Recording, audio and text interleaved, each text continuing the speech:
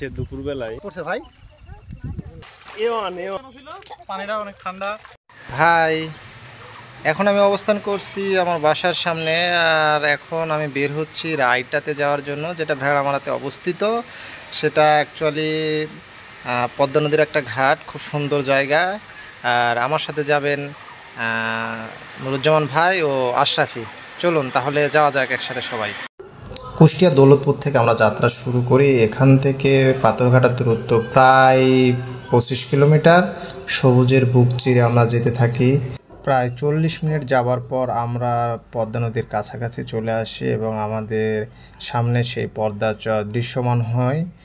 প্রায় 40 মিনিট গাড়ি চালানো শেষে আমরা রায়টাতে পৌঁছে যাই এবং পদ্মার সেই পাড়ে দাঁড়িয়ে আমরা পদ্মা নদীর সেই দৃশ্য উপভোগ করতে থাকি। পাহাড় থেকে নিচে নামার যে রাস্তা, সেটা খুব পাথরের এবড়ে খেবড়ে অবস্থা, খুব জরাজীর্ণ, খুব সাবধানে নামতে হচ্ছিল। নামেন ভাই, নামেন নামেন। খুব সাবধানের সাথে আমরা আস্তে আস্তে নামতেছিলাম।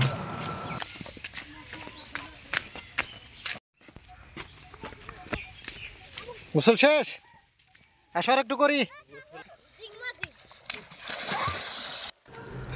পদ্মার ঢেউ যেন ছোট্ট বাচ্চাদের কৌতুকমাখা হাসির সাথে নেচে ওঠে, আর নদীর কুল ভিজিয়ে দেয় ওদের দস্যিপনায়। প্রতিটি ঢেউ যেন ওদের বুকে তুলে নেয় এক অমলিন মধুরতায়। ছোট ছোট পায়ের টোকায় পানিতে তৈরি হয় হাজারো বৃত্ত, আর সেই বৃত্ত যেন এক একটি গল্প বলে, এক একটি শৈশবের দিনে লিপি। পদ্মার বুকে ঝাঁপিয়ে পড়া প্রতিটি শিশু যেন এক একটি বৃষ্টির ফোঁটা আশ্রে পড়ে নদীতে। নুরুজ্জামান ভাই আর আশরাফি ড্রেস আপ করতেছে।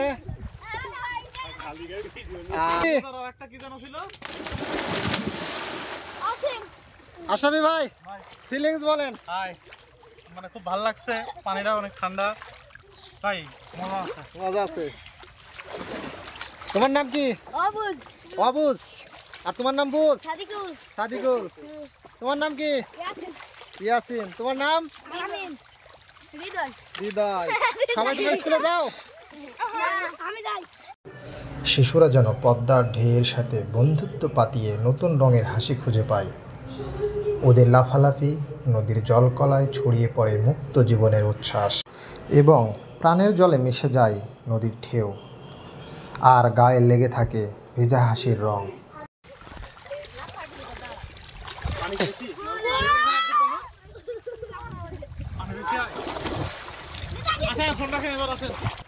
ভাই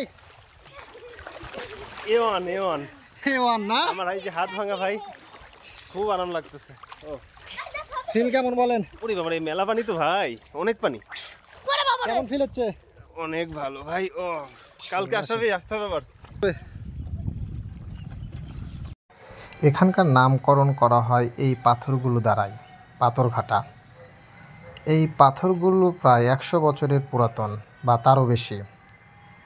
তৎকালীন ব্রিটিশ সরকার ভেড়ামারা থেকে মুর্শিদাবাদ পর্যন্ত রেল লাইন তৈরি করার জন্য এখানে এই পাথরগুলো এনে রাখে, কিন্তু কোনো এক অজানা কারণবশত সেই রেল লাইনটি আর গড়ে ওঠেনি। তিনজন কেমন লাগতেছে বলেন? অনেক সুন্দর, অনেক সুন্দর লাগতেছে। আমাদের নদী পদ্মা নদী। এর উৎপত্তি কোথায় ভাই বলেন তো? হিমালয়ের গঙ্গোত্রী হিমবাহ থেকে।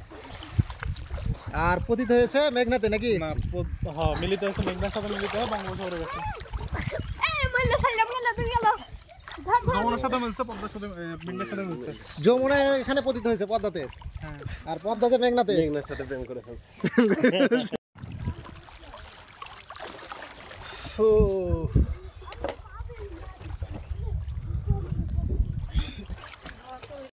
একজন জেলে সকাল থেকে মাছ ধরে দুপুরে তার ঘরে ফিরে। এই মাছগুলোই বিক্রি করে তার পরিবারের চাহিদা পূরণ করে। গ্রীষ্মের দুপুরবেলায়, তপ্ত দুপুরবেলায় নদীর পাশে এসে মনটা জুড়িয়ে গেল।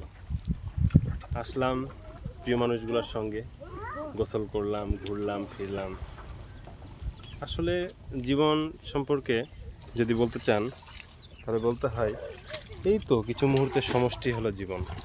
এর মধ্যেই ঘুরতে হবে, ফিরতে হবে, চলতে হবে, আনন্দ করতে হবে। দুঃখ থাকবে, বেদনা থাকবে, এই মিলিয়েই জীবন। যে যার জায়গা থেকে আনন্দে থাকেন, সুখে থাকেন, এটাই শুভকামনা থাকবে সবার জন্য। ভালো থাকবেন। প্রায় 1 ঘন্টা ধরে আমরা গোসল করলাম, ড্রেস চেঞ্জ করলাম, এখন আমরা যাওয়ার জন্যে রেডি হয়ে আছি। আমরা এখন ব্যাক করব। এর মাঝে বলে রাখি যে গোসল করছিলাম তখন মনে হচ্ছিল যে আমরা অনেক মানে সেই শিশুকাল, বয়স যখন 12, 13, 14 ছিল সেখানে ফিরে গেছি। সে সময় পুকুরে, নদীতে অনেক লাফালাফি করতাম, সাঁতার কাটতাম, ঠিক সেই রকমই। তো ভালো থাকেন, এখন আমরা ব্যাক করব। তো কেমন লাগলো ভিডিওটা আপনারা জানাবেন। ধন্যবাদ সবাইকে।